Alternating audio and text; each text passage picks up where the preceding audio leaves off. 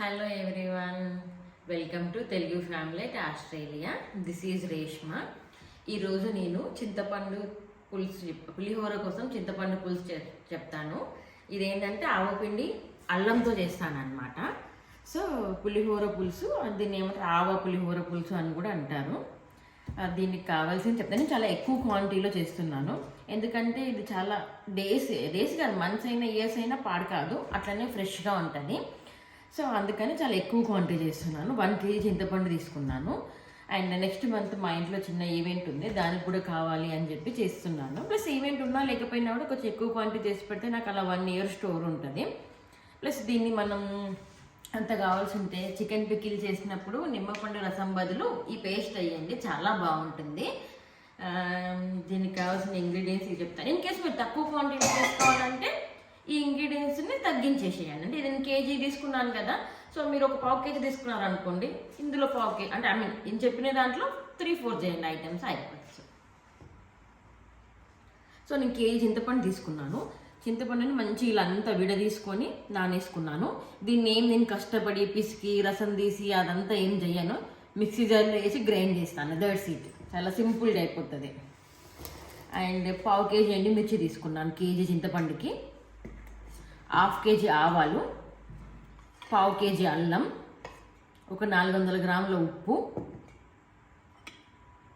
100 గ్రాముల జీలకర్ర మెంతుల పొడి, అంటే 50 గ్రాముల జీలకర్ర 50 గ్రాముల మెంతులు తీసుకుని రోస్ట్ చేసిన పౌడరు, ఒక 50 గ్రాముల మిరియాల పొడి, కొంచెం పసుపు, కరివేపాకు, పచ్చిమిర్చి అండ్ నూనె. సో నేను ఇవన్నీ గ్రైండ్ చేసేటప్పుడు మళ్ళీ ఒకసారి చూపిస్తాను. చింతపండు పేస్ట్ అయితే చేసుకున్నానండి. ఇలా గ్రైండర్లో రుబ్బుకోవాలంటే దీంట్లో పీచు గింజలు అవి ఏమీ లేకుండా ఉండాలి. మనం కొన్న చింతపండు అయితే చాలా గట్టిగా స్టిక్ చేసి ఉంటుంది కదా, అదంతా కూడా విడదీసుకొని ముందే అంతా చూసుకోవాలి. అప్పుడు ఏం ప్రాబ్లం ఉండదు, లేదంటే గింజలన్నీ తడుతూ ఉంటాయి, గ్రైండర్లో గ్రైండ్ అవ్వదు. సో ఇలా మంచిగా పేస్ట్ చేసుకోవాలి చింతపండుని. ఇది ఒక 1 kg చింతపండు పేస్ట్ గుజ్జు.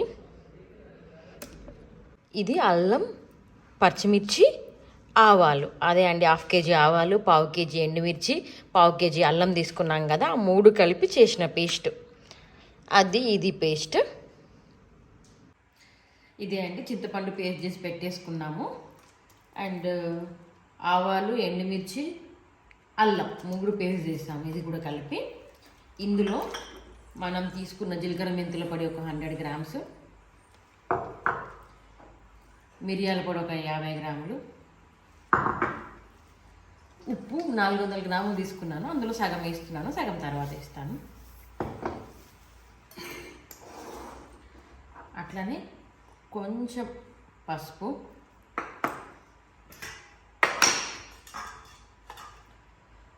కొంచెం ఆయిల్,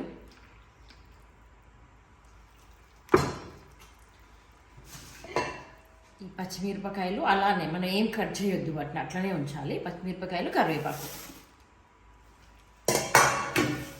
ఈ కన్సిస్టెన్సీని మొత్తం కలుపుకోవాలి ప్రాపర్గా. మనకి తిక్కుగా ఉండొద్దు, ఎందుకంటే మనం ఇది చింతపండు గ్రైండర్లో గ్రైండ్ చేసాం కాబట్టి తిక్కుగా ఉంటుంది. అదే మనం న్యాచురల్గా ఇట్లా పిసికి తీస్తే వాటర్ యాడ్ చేస్తూ ఉంటాం కాబట్టి లూజ్ వచ్చేస్తుంది. సో దానికి ఎక్కువ నీళ్ళు ఏం పట్టవు, ఆ కన్సిస్టెన్సీ సరిపోతుంది. కానీ దీనికి మాత్రం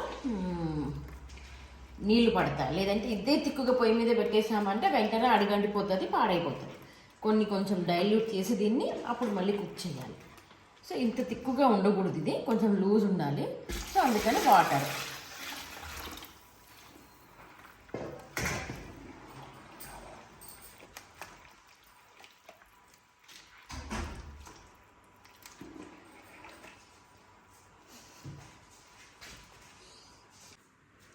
ఇది ఈ కన్సిస్టెన్సీ రావాలి, లేదా కొంచెం లూజ్ ఉన్న ఏం లేదు. తిక్కుగా ఉంటే వెంటనే ఉడికిపోయినట్టు అయిపోయి అడుగంటిపోతుంది, కుక్ అవ్వదు, ఎక్కువ రోజులు స్టోర్ ఉండదు.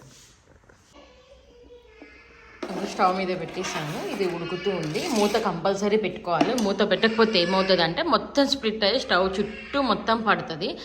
ఇంకా అది క్లీనింగ్ చాలా పెద్ద ప్రాసెస్ ఉంటుంది.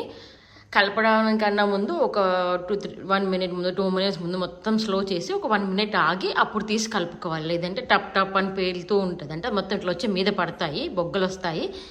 కేర్ఫుల్గా అండి కలిపే ముందు ఒక 1 మినిట్ ముందు స్లో పెట్టి తర్వాత మూత తీసి కలపండి. అడుగంటకుండా చూసుకోండి, లేదంటే మొత్తం స్పాయిల్ అయిపోతుంది. పులిహోర పులుసు అయితే ఫైనల్గా రెడీ అయిపోయిందండి. రిమైనింగ్ ఉప్పు కూడా వేసాను, నేను చూపించడం మర్చిపోయాను. ఈ కన్సిస్టెన్సీలోకి రావాలి, ఇలా టైట్గా. ఈ బౌల్ మందంగా ఉంది కాబట్టి కొంచెం బిఫోర్ ఆఫ్ చేసాను, వేడికి మొత్తం ఇలా అయిపోయింది. దీన్ని మనము పులిహోర పులుసుకే కాకుండా చికెన్ పచ్చడి చేసినప్పుడు నిమ్మకాయ రసం పిండే బదులు ఇంత ఈ పేస్ట్ వేసి చూడండి, టేస్ట్ చాలా బాగుంటుంది. అండ్ నేను ఆల్రెడీ ప్యాక్ చేయడం స్టార్ట్ చేశాను, చూపించడం మర్చిపోయాను, తర్వాత గుర్తొచ్చింది నాకు. ఈ వీడియో కనుక మీకు నచ్చినట్లయితే please like, share and subscribe to my YouTube channel Telugu family at Australia. Bell icon click చేసి ఆల్ అని క్లిక్ చేయండి. Thank you.